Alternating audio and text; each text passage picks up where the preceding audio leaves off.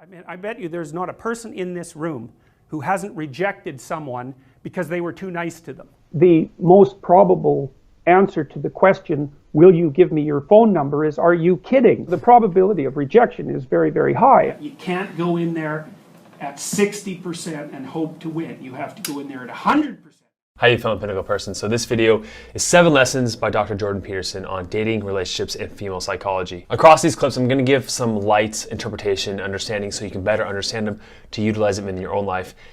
If you're in a relationship and you only have 5 positive interactions to 1 negative interaction, then the relationship will end. It's too negative. But if you have more than 11 positive interactions to 1 negative interaction, then it also ends. And you think, well, that's pretty bloody peculiar. Why in the world would that be? Don't you want like 100 to 1 positive to negative interactions? And the answer to that is, what makes you think that you want a relationship so that you can be happy?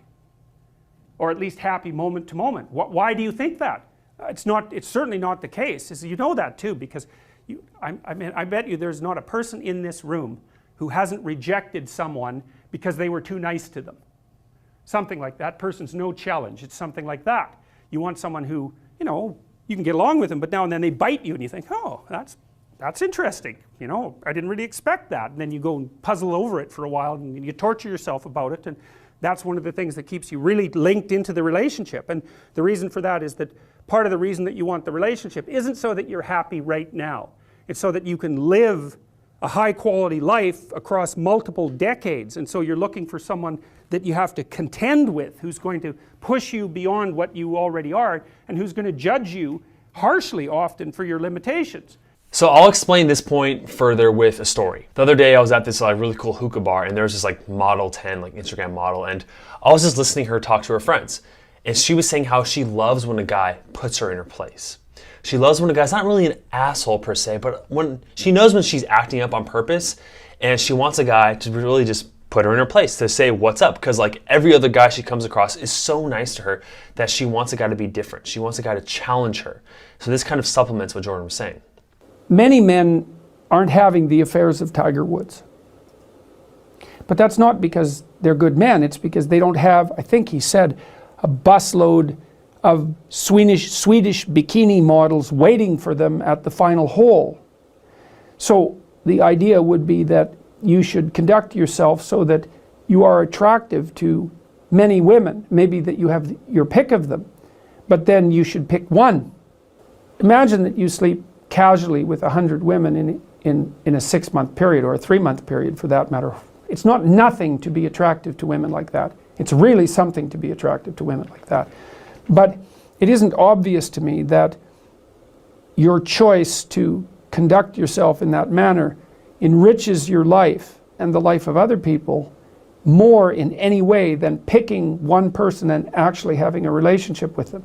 Now there's plenty of debate over this one, and I'm not going to talk too much about it, but essentially what I found is that casual hookups can become meaningless over time. You know, it's just a different body every other night, and it's just, you know, it's important, I think, to have maybe once in a while to really know what you want. I think this is where I differ from Dr. Peterson, is that I think all men should have the experience of sleeping with a lot of women to know what they want sexually, but ultimately your highest goal should be to settle down with one woman, to find a relationship that is meaningful.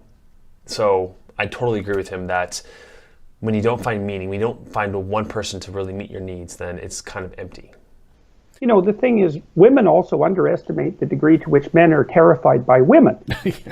The most probable answer to the question, will you give me your phone number, is, are you kidding? Yeah. Right. Exactly. So the probability of rejection is very, very high. And as women move towards their 30s, the power relationship between men and women also starts to transform, because, I mean, there's almost nothing less valued than a young man.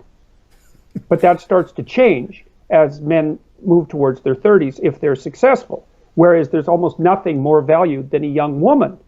But that changes as women move towards their 30s. So this one's for the younger guys watching. If you are in your early 20s, or even the older guys, dude, your highest value as a guy is around 35, 36, 37. Like, our value as a guy, our stock only increases as we get older. Where women, it kind of decreases.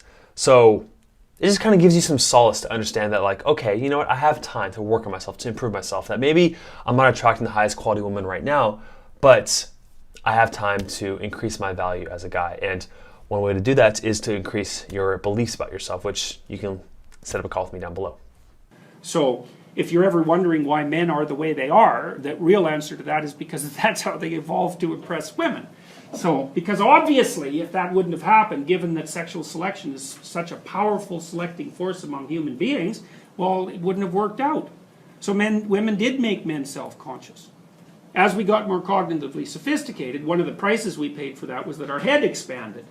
And one of the prices women paid for that was that childbirth became increasingly difficult and the babies kept getting born younger. And so that meant that women became more, as we became more cognitively able, paradoxically, women became more vulnerable at certain key points of their lives because they had increasingly fragile babies. Now, how did women deal with that? Well, I think they shamed men into becoming caregivers of children. Human beings have this incredibly long period of dependence that also requires a relationship. For that relationship to remain intact, there has to be a fair bit of integrity in the communication between the partners. So there's a real moral demand there as well.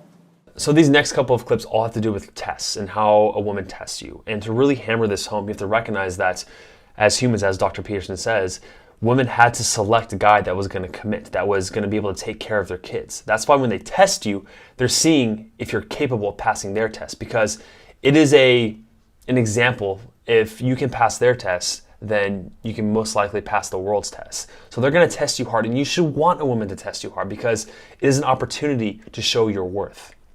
Across the set of dominance hierarchies, is there a set of properties that makes people likely to get to the top? And that's the kind of question that only a creature capable of abstraction could ask or posit. The figure that represents the properties that produces the highest probability of climbing to the top of the set of all dominance hierarchies is a messianic figure. So, and it's a kind of abstraction, it says, because of course, obviously a messianic figure is an ideal, right? Clearly.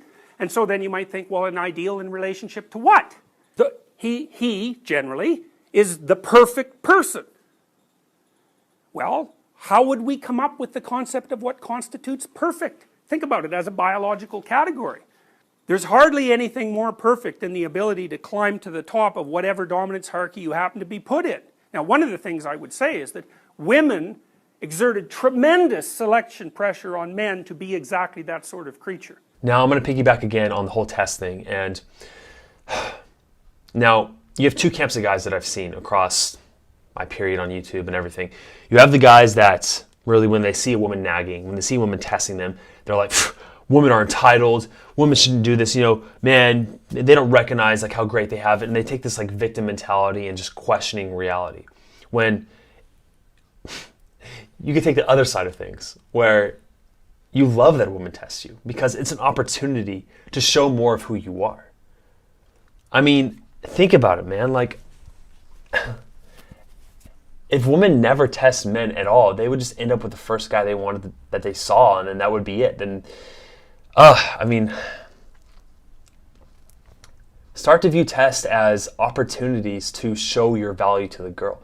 And not only an opportunity, but look for the test. Like, embrace them. Be like, yes, this girl's testing me, and when I'm with her, I know she's going to test other guys too. That she's not going to easily come around and just flirt with some guy and, you know, give him attention and make him think that they're going to hook up, because that would suck. So when a woman's testing you, she's most likely testing every other single guy out there, which is positive and healthy. I don't really care. It's like, no, you care. You just want to have a story to tell yourself if you fail.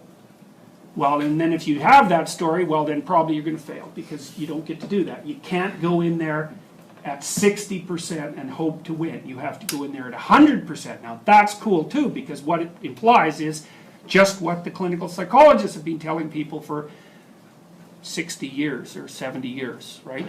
You have to voluntarily face the things that you're afraid of. And then that what happens is, as you pursue that, obstacles emerge, anomalous, threatening obstacles, and then you either confront them or you abandon the whole project. Well, generally speaking, if you chop them into little pieces, then you can confront them and digest them, And then you get stronger because you're doing all this digesting. It's like you're eating the monster of chaos, and that's a classic metaphor for developing wisdom, to ingest. Piaget even uses that, right? Assimilate. It's exactly the same idea as ingesting. Instead of what you're eating is information instead of matter. The more you go toward fear, the more you go toward things that are, well, that most men don't do, which means approaching them during the daytime, trying to build a business on your own, really pursuing your passion and your ambition, not caring what the world thinks, finding those obstacles, seeing them because they're going to arise. Life is testing you, saying, how bad do you want this thing? And when you show the grit and the will to overcome that, you are showing that you are a high value man, that you are worthy, that you are enough. Now, every man has this capability, but the ones that separate the ones that actually achieve it and the ones that don't are simply the ones that go through those obstacles, that go through the trials and tribulations. And when you do this, one, you don't see women's tests as a big problem at all, because you're facing much more larger tests in your day-to-day life. And secondly, when you're able to really overcome these tests, it molds your character. It makes you more of who you are, more confident, more self-assured. That's why with age, people become more confident generally, because they've gone through more crap. But you can kind of speed along this process by making yourself go through more tests, by pushing yourself to the limit, by taking cold showers, by resisting porn, by doing all these things that most people don't do. Do it yourself to become the highest value man, to attract the highest value woman. Understand that a huge part of what redeems you in life from evil and from the things that terrify you is your capacity to let go of things that are outmoded and dead, and to revitalize them as a consequence of new learning. According to the wisdom traditions of mankind, that's the part of your spirit that protects you against fear and pain.